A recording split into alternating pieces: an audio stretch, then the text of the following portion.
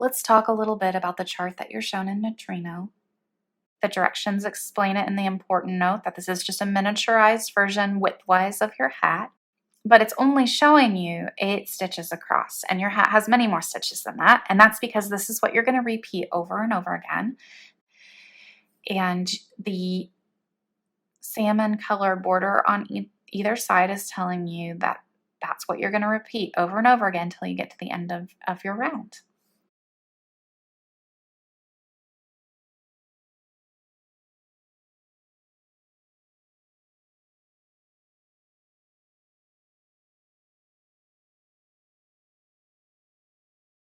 So you've started your hat and you're in the pattern now. And round 1 tells you how many stitches to cast on and to place a marker and join in the round, being careful not to twist. To do that, you're going to take your circular needles so that the yarn is on your right side.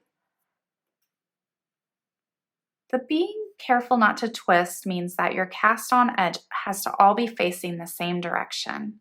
You'll see the edge of it on the inside of my needles. What sometimes happens is that we'll twist around as you're casting on.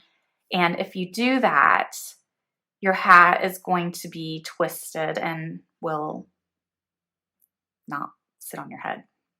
So you want to just make sure that they're all going the same direction.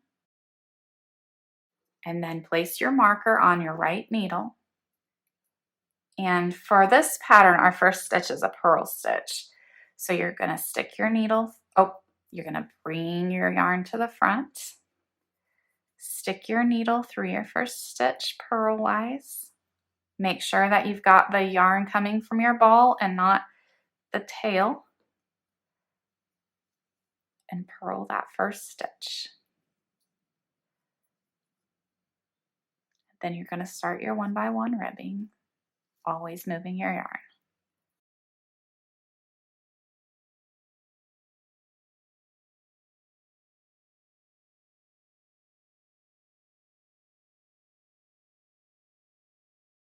So you've finished your purl 1, knit 1 to the end of your round.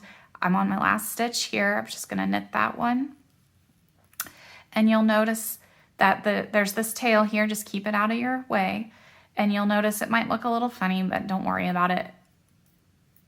You want to now slip the marker from the left needle onto your right needle. Mine's caught on the yarn.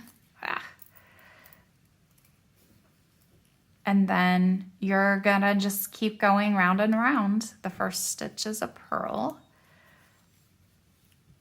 Every time you come to a stitch marker, that's what you do. You just slip it from the left needle to the right needle, and you use them for various things.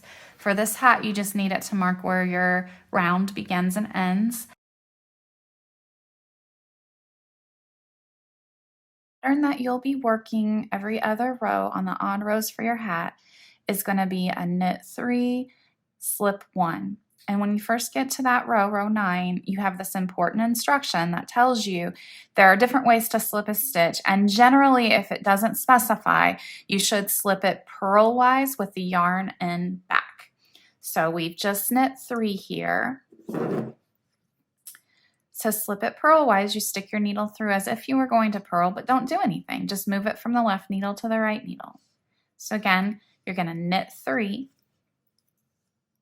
and keep the yarn in back, stick your needle in purlwise, and move it from the left needle to the right needle. As you see, it's elongating those stitches, and that's what it's going to create this raised row of vertical stripes in the hat. And you can recognize those slip stitches when you look at the back side of your hat, because there's this yarn that didn't get knit up behind them.